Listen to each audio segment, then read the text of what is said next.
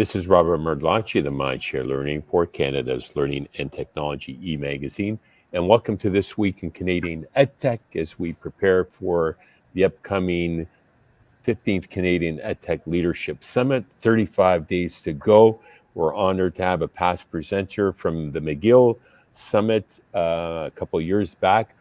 Rahmatullah Arman is the founder and president of Teach for Afghanistan, who's currently in New York, having attended, just wrapped up the United Nations General Assembly.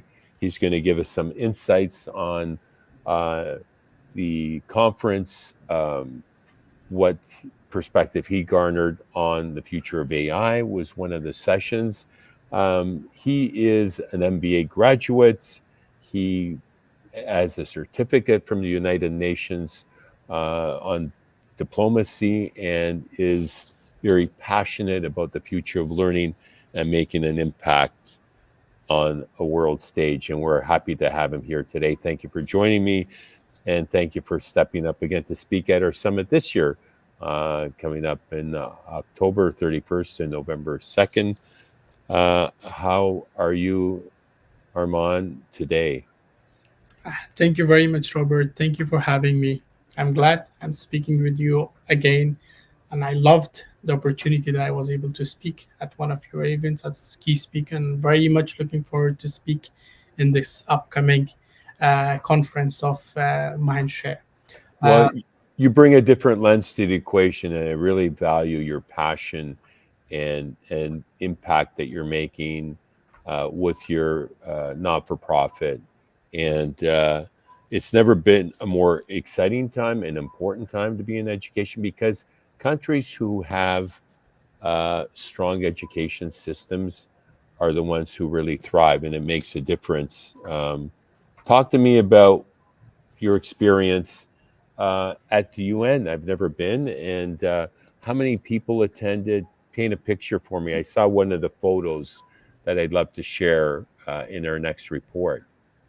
Thank you very much. When it's my second time actually participating in United Nations General Assembly, it is a very different feeling. Over here, you will see a lot of people participating, especially the leaders from around the world leaders, and those very important people that it will be very difficult for you to meet with them in their own countries when you go to their offices. But when you meet them over here, they have like that passion, that more interest in like talking with you, and that thing like you see all these leaders that you used to see in TVs and everywhere, Right. in front of you, and most importantly, looking at them and hearing from them, meeting them when they talk about some very important issues that's not specific to their own countries or own context, but to the global issues. Like that's what Right. the National General Assembly is all about. Right. And there was, so our fine Prime Minister Trudeau was there, no doubt. Did you get to rub shoulders with him or get a photo with him? He's very popular these days. Very popular, very popular. He was here, and he very much supported the future summit of the future. Oh, cool. So Summit, this yeah. was the Summit of the Future, was kind of a spin-off, a section to the event. It was one of the biggest events of the United Nations General Assembly itself. Wow. All of the leaders, world leaders who spoke in the United General Assembly, they speak in the Summit of the Future. So that's when the Canadian Prime Minister, respected Trudeau, when he spoke, he shared his very deep commitment and Wow. support for this Summit of the Future, because this summit is really important, and it is one of its first. What obviously in the next few years we're going to see a lot of like actionable items. This year it was more to discuss and come into agreement on some very important issues, and discussing on some very big major challenges that the world faces. Mhm. And the biggest theme of the Summit of the Future was like we cannot run the world of the future with the old systems that we are having of the past. So we need new systems in place, and it had some very major focuses. Like some of them that I can share. Like one of the big Mhm. major focus was on increasing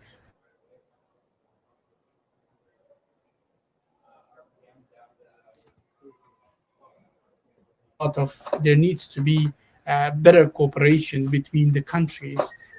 With what's happening around the world, that seems very difficult and challenging, so, but there needs to be an increased cooperation.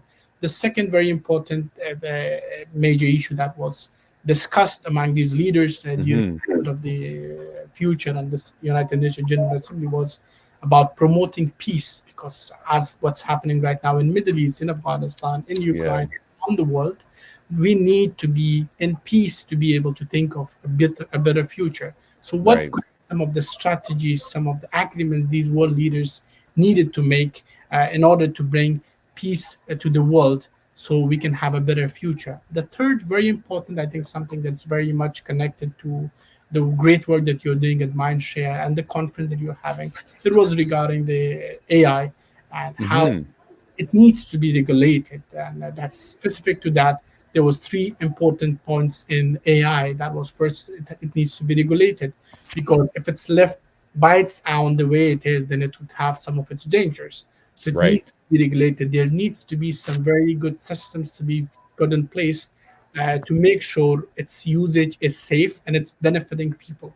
The second thing was like on cybersecurity, because we need, for a better future, we need individuals to be safe and nations safe of like to have the cybersecurity.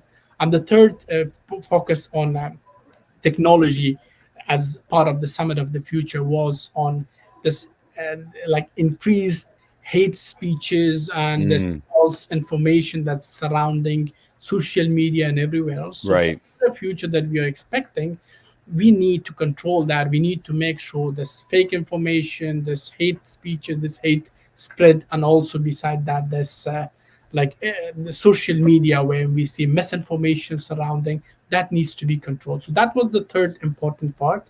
While the fourth one was on climate, so obviously this is only place that we have in this whole universe, this whole the earth. So we need to pay a better attention toward the climate.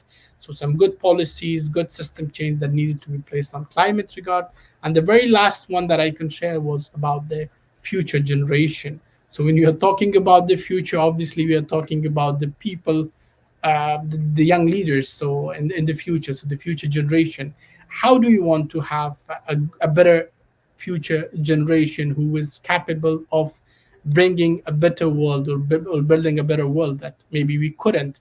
So I think the biggest action that they also took was in the very first day of the United Nations General Assembly, they called two of its days as action days. So before these leaders from around the world coming and talking about change, they first brought young leaders from around the world, diverse backgrounds, and they brought them all together in the United Nations. I myself, representing Teach for Afghanistan and Afghanistan, I was one of them. So we participated, so they could have the perspective of the young generation, so we could share our perspective as well, not just the leaders of the countries, but also people from all around the world, diverse backgrounds, sharing their perspective and suggestions for a better future. So it was a very, I would say, very busy but very good and hopeful discussions and conversations around the summit of the future. I would say amazing and very inspiring as well for a young person like you.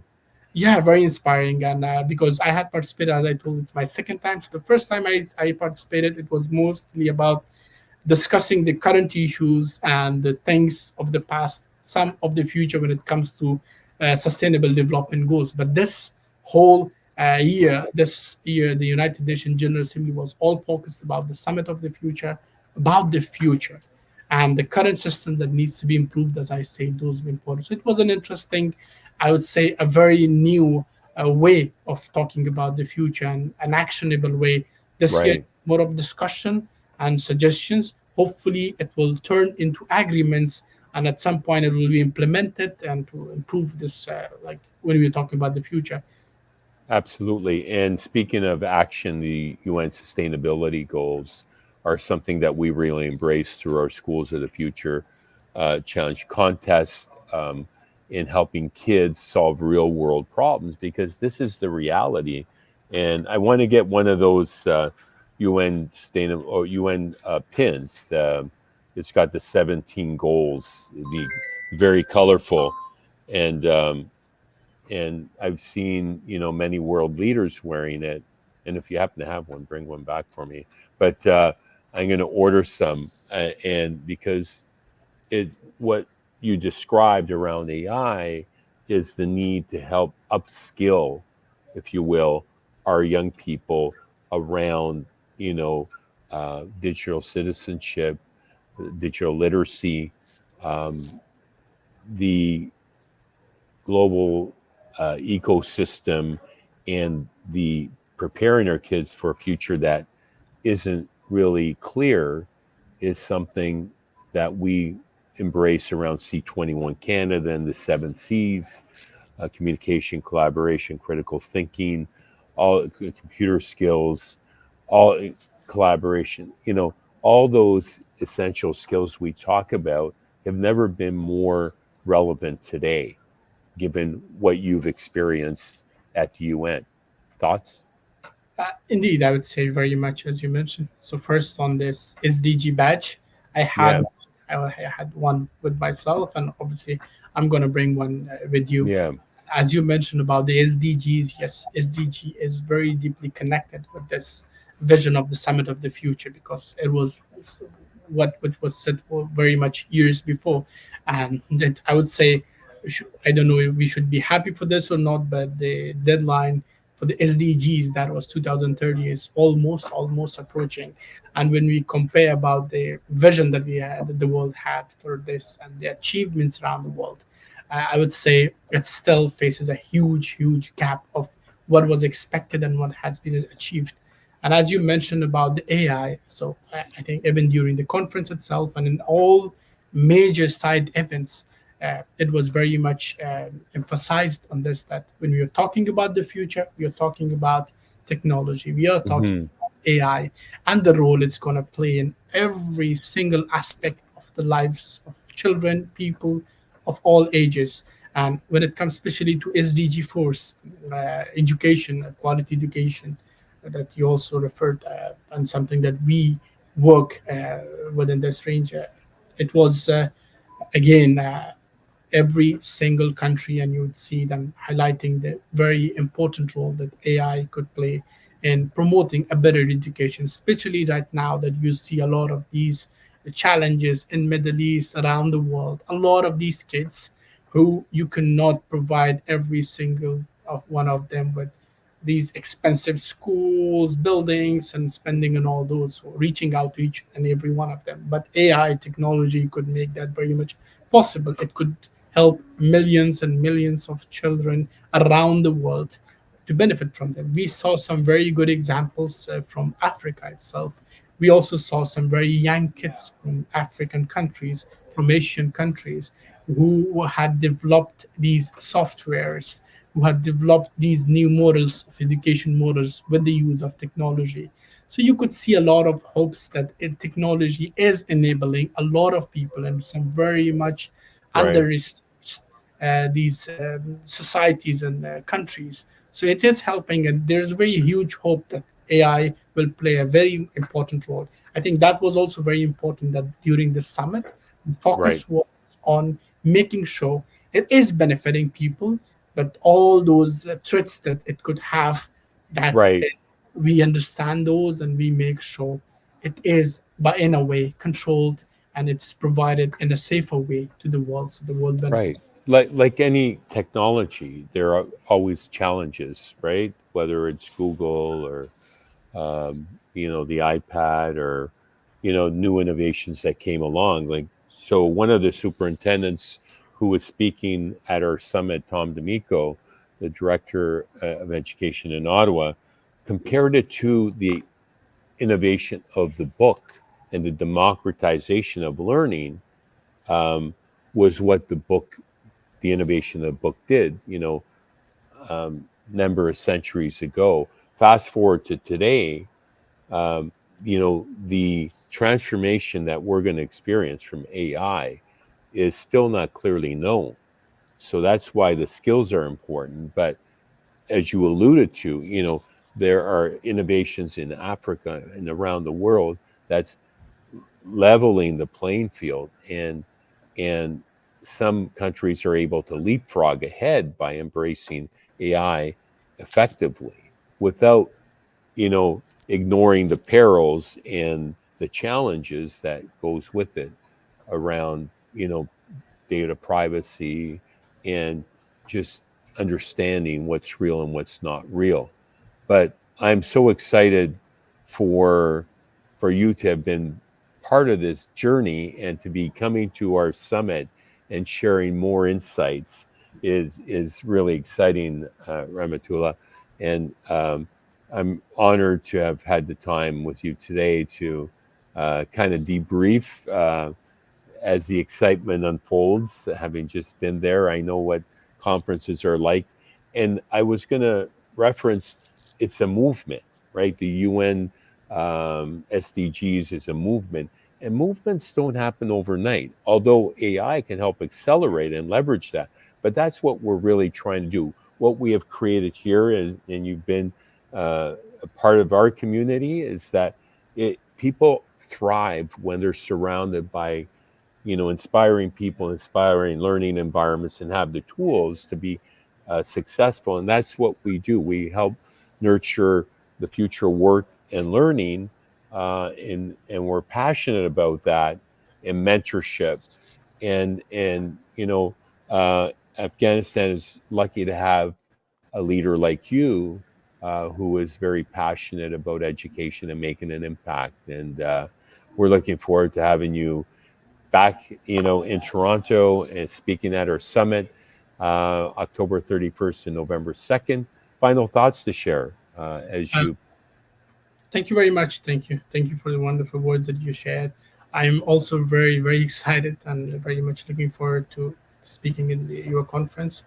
And I have been to Mindshare, I have met you, and that's what I wanted to share, like maybe as a final here, that I very much commend, I very much appreciate the work that you're doing, because what I heard within the United Nations General Assembly and these high level meetings, it was all what you're doing already. So when things were discussed about the future, it's what you're doing already right now for the communities in Canada. So I was happy to know you. I was happy to know about the work and see the live examples like these when there are discussions about what AI could enable the world. And when I have this live experience of seeing what you're doing and the great work that you are doing to Mindshare, and then that gives itself a live example, and that gives you a lot of hope that yes, this is the future we are talking about, and this is what at this current level that's going on, and it's going to benefit a lot of people. So thank you very much for having me. It was wonderful talking to you, and very much looking forward. And I'm gonna bring that SDG badge with you. I also brought myself this tiny gift. Oh, nice. United Nations toy for my newly born baby girl. Oh, congratulations. Well, that's exciting news. And so with that, thank you for your kind and humbling words, Rahmatullah Arman, the president and founder of Teach for Afghanistan. My name is Robert Martellacci of the Mindshare Learning Report. Be sure to check out www.mindshare learning to get your latest issue and to learn more about our 15th Canadian EdTech Summit. First time back in Toronto, and it's our 15th one, and it's probably the most important one that we've ever hosted because of the state of education.